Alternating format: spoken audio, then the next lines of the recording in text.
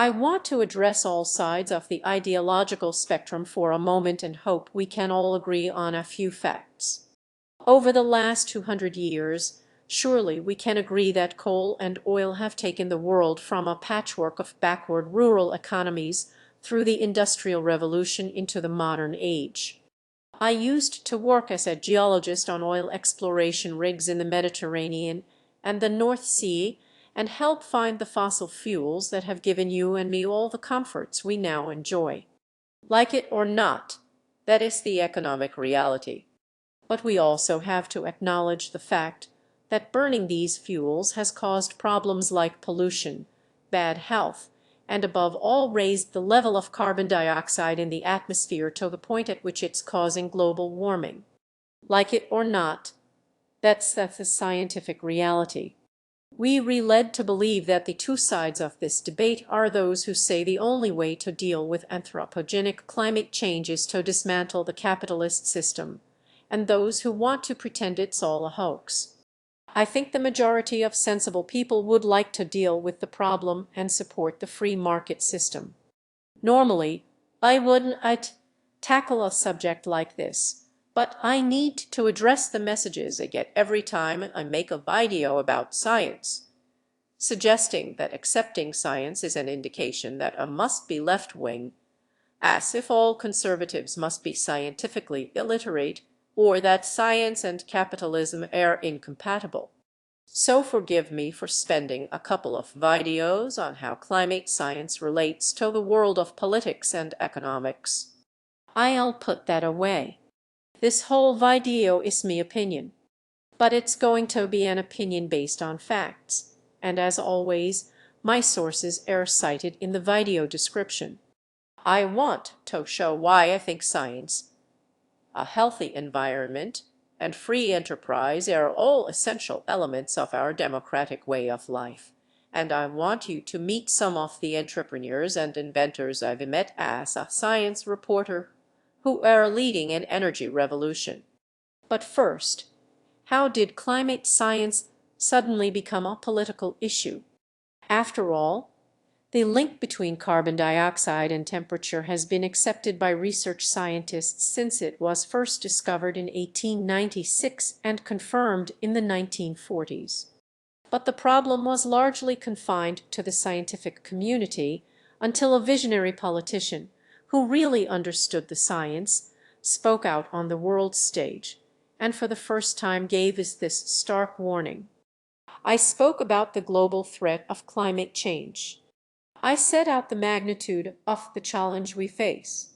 Until recently, we've always thought that whatever progress humanity makes, our planet would stay much the same. That may no longer be true. Next month, I shall be going to the United Nations to set out our view on how the world should tackle climate change. We've proposed a global convention, a sort of good conduct guide to the environment for all the world's nations, on problems like the greenhouse effect. Britain has taken the lead internationally, and we shall continue to do so. Yes, it was a staunch conservative, the Iron Lady herself, who gave a series of speeches on global warming 17 years before Al Gore turned it into a movie. To those who say Margaret Thatcher later rescinded her position, no, she didn't. She has a degree in analytical chemistry, so she was no dummy. She never contradicted the science. What she criticized was the way climate change was being used by a few extremists as an excuse to attack the capitalist system. The problem is that in the United States, powerful lobby groups have taken this to mean that anyone who accepts the science must therefore be a member of this nutty anti-capitalist fringe group. That's why there's so very little room in the USA for the voices of intelligent, free-thinking conservatives who do accept the science. If you want to carve out a career as a conservative pundit in the USA, you have to repeat the politically correct talking points. The idea that the Arctic ice is disappearing is nonsense. The idea that the hockey stick graph is anything remotely resembling reality. That's why they call it climate change now and not global warming, because the Earth basically has not been warming for the last 15 years or so. Ok, I'm not here to debunk all these internet myths. I've done that in previous videos and so have many others. It's not hard to fact check. So there has to be a reason why Ben Shapiro is so willing to repeat these myths. Well, what Shapiro says next gives us a very revealing clue. All of which is to say, if you could come up with a solution that did not hurt millions of people and plunge us back into the 1850s, then maybe we could talk about it. So it's not really the science Ben has a problem with. It's his fear that those who accept the link between CO2 and global temperature have some sort of agenda and want to plunge us back to the 1850s. So he's only willing to accept the science if there's an acceptable solution. And he's not alone. China, India, us factories, cars, coal energy plants, and Hummers, not those Hummers, are generating only 3 of the Earth's CO2. Again, I've already shown why this particular fallacy is wrong. It even made it onto my list of top 10 climate myths. So that's not the point here.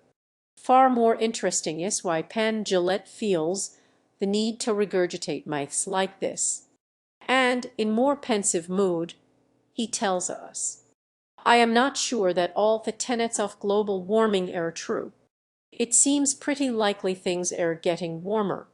Seems pretty likely was anthropogenic in some way. But then there comes this whole bill of goods that it has to be done by conservation. It has to be done by government intervention. It has to be all this stuff. And I was just saying that the whole package I didn't know about. So as with Ben Shapiro, it's not really the science Penn has a problem with. He's only copying the politically correct talking points because he thinks the solution is more government control. We'll see why they think that in part 2. But in the rest of the world, conservatives have no problem accepting climate science and free market solutions. Even 10 of the world's biggest oil and gas companies accept it. They say they re-gearing themselves up for what they see as a huge transition into renewable energy. So what are these conservatives? Seeing that a lot of American conservatives aren't. I figured out long ago that humans work most efficiently when we're free to do what we like. So let me be a voice that both extremes may not have heard before, belonging to the majority of people who don't think scientific facts and a healthy environment and free enterprise are incompatible. Let me explain my thinking. In me 20s, I began to formulate me idea of a government-free society which went like this.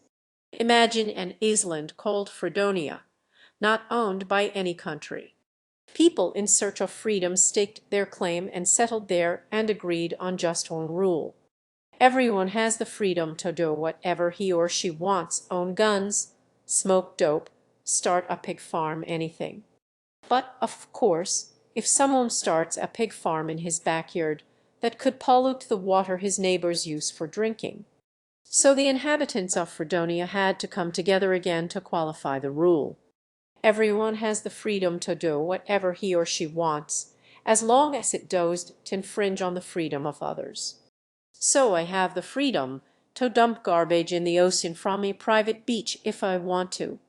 But if that garbage ends up on my neighbor's private beach or affects the number of fish caught by an enterprising fisherman, then I'm infringing on their freedoms, their property rights and business rights. This is such a basic principle of conservatism. Why is it so many conservatives caught up in the climate debate have forgotten it? In the real world, when something impinges on people's freedom like this, society finds a way around it by setting targets to mitigate the problem, which encourages technological innovation and free market solutions.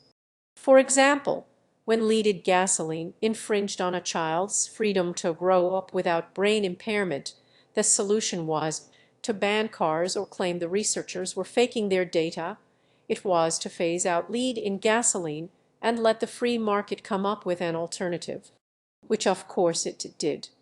The same thing happened with cakes used in aerosol sprays that were breaking down the ozone layer. There was a rather feeble attempt to discredit scientists and claim it was all a hoax, but society accepted the science and the free market came up with alternatives.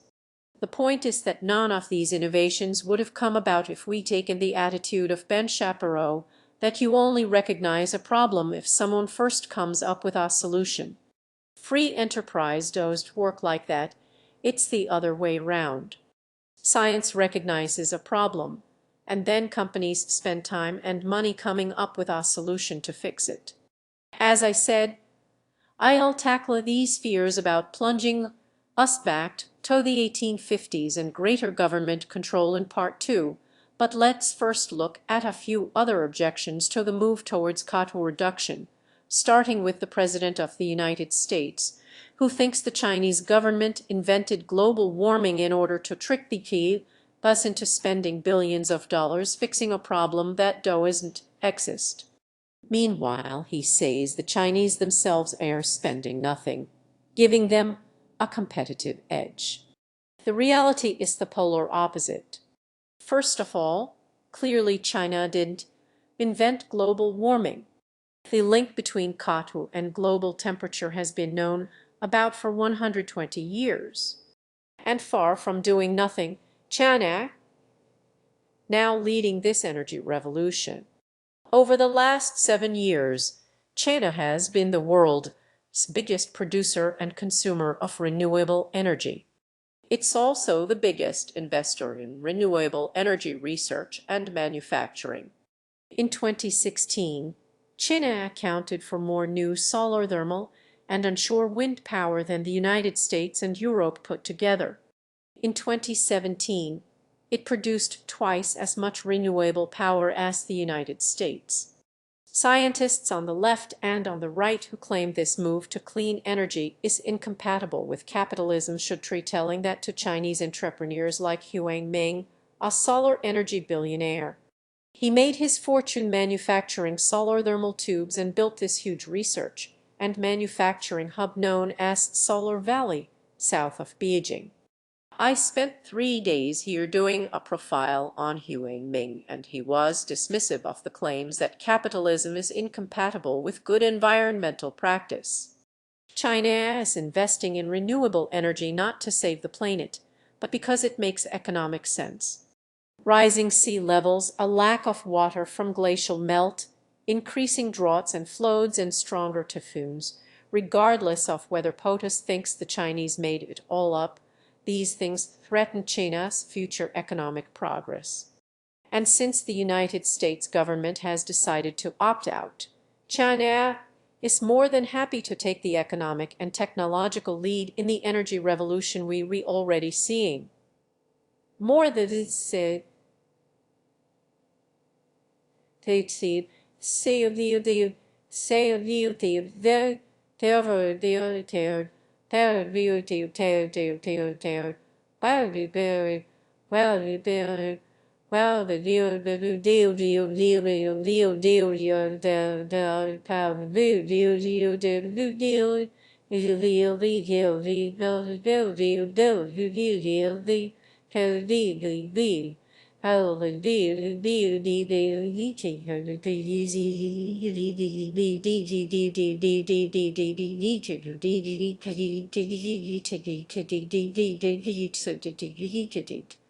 So ironically, the expenditure of billions of dollars in renewable energy that President Trump was worried would cripple factories is instead being spent in China, where factories are humming. 5 of the world's 6 top solar panel manufacturers and 5 of the largest wind turbine manufacturers are now Chinese-owned. Their manufacturing drive and technological edge enables Chinese companies to sell solar panels, solar thermal tubes, batteries, electric bikes and wind turbines all over the world and dominate those markets. According to a report by the Institute for Energy Economics and Financial Analysis, as the global transition towards renewables gains pace, and as battery storage and electric vehicle technologies pick up momentum, China is setting itself to dominate these sectors globally over the next few decades of this century. Critics say these industries are only growing because renewable energy is subsidized. Without the subsidies, it would be uncompetitive.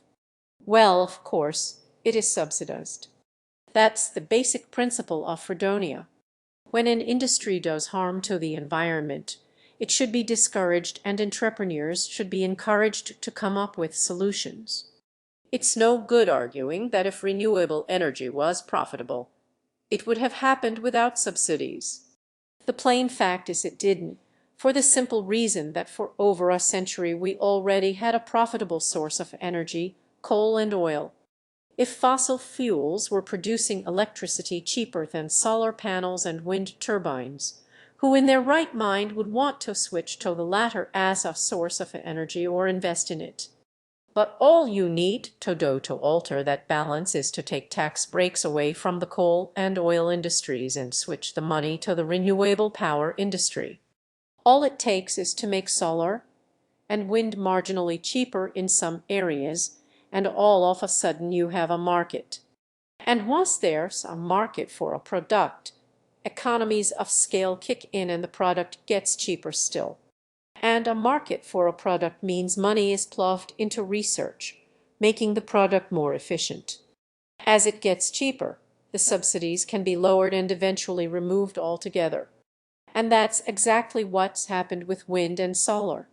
Over the last 10 years, the cost of manufacturing solar panels and wind turbines has plunged, slashing the price of the electricity they produce. At the same time, their efficiency has increased, making them even more competitive. As the price falls, many countries have reduced or eliminated subsidies altogether. Electricity from renewables is now so cheap that even the Coal Museum in Virginia decided to install solar panels. According to a 2017 report by the International Renewable Energy Agency, increasingly the technology is competing head-to-head with conventional power sources, and doing so without financial support. Question number 3 comes from Alex Epstein, author of the book, The Moral Case for Fossil Fuels. This isn't exactly a newsflash, but the sun doesn't shine all the time, and the wind doesn't to blow all the time. The only way for solar and wind to be truly useful would be if we could store them, so that they would be available when we needed them. So that they would be available way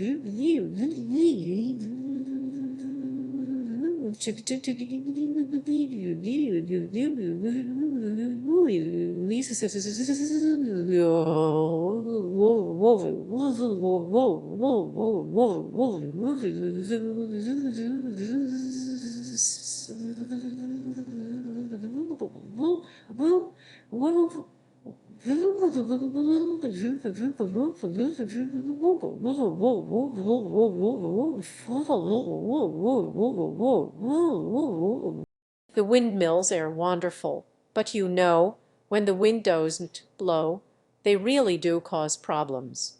We have no energy this week. Hopefully the wind will start blowing pretty soon.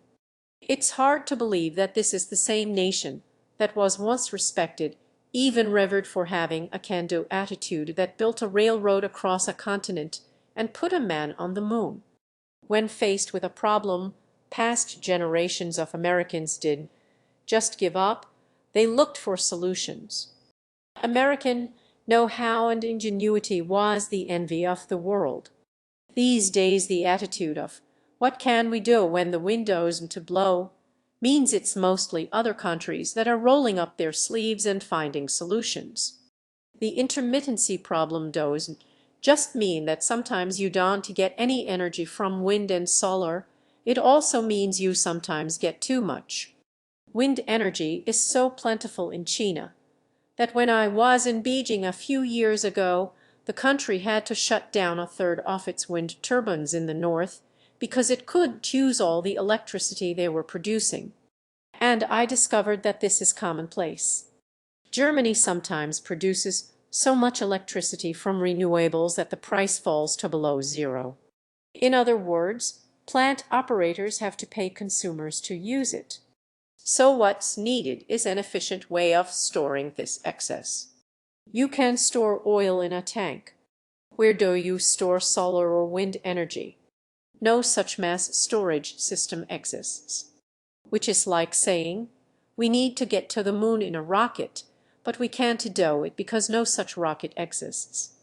Or we have to build a railroad across America, but it can't be done because there are mountains in the way. Come on, Americans, how far would the USA have got in the past with that attitude? If mass storage systems don't exist, roll up your sleeves and invent them. Then hey presto, you get things that do exist, like this huge battery now feeding the grid in South Australia. Or in Wales, where excess electricity is pumped up to a reservoir, then runs back down through turbines when renewables don't perform. In Switzerland, compressed air is pumped into a sealed cave when there's too much electricity and then released to drive turbines when there's not enough. Energy can be stored in flywheels or as molten salt, which stays hot long enough to continue driving turbines for 8 hours after the sun's gone down, long enough to meet peak demand. Some excess energy is used to split water molecules to produce hydrogen, which can be turned back into energy through combustion. Of course, you can whine and moan that some of these systems have problems, but you know what to do. Roll up your sleeves and find solutions. If you don't do it, your competitors will. For example, lithium-ion batteries are fine, but like everything else, they need to be made cheaper and more efficient. Last year, I went to a research institute in Taiwan to meet an engineer who did just that. The battery his team developed is made of aluminum, lighter, cheaper, and longer lasting than lithium-ion batteries, and it can be recharged in just a few minutes. Another problem is that there's a shortage of places where water can be pumped into reservoirs. Okay, find a solution to that too, like using heavy weights on rails instead of water. This system, by the way, was developed in the USA because some states are defying Washington's strive to go back to coal.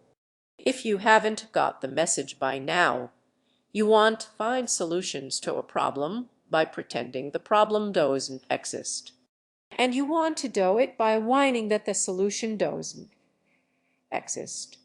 And you want to do it either by blaming capitalism and demanding that we go back to living in caves. Environmental problems get solved by recognizing a problem, setting common goals to eliminate it, and letting free enterprise and competition find the solution. In part 2 of this video, a look at how the Kyoto Protocol has fared. Did it bankrupt us, or did it actually succeed in reducing CO2 emissions? I'll talk about me visit to a carbon trading room. How's carbon trading different to a carbon tax? The Australian government wants to bring the economy to its knees, say no to the carbon tax. And what happened to Australia when it first introduced and later dropped the carbon tax? And I'll have more on the exciting technological advances that are not only bringing us cleaner energy, but also more efficient energy use.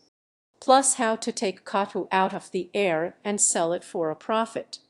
But before I go, listen to this clip from President Carter when he inaugurated a solar water heater on the roof of the White House in 1979.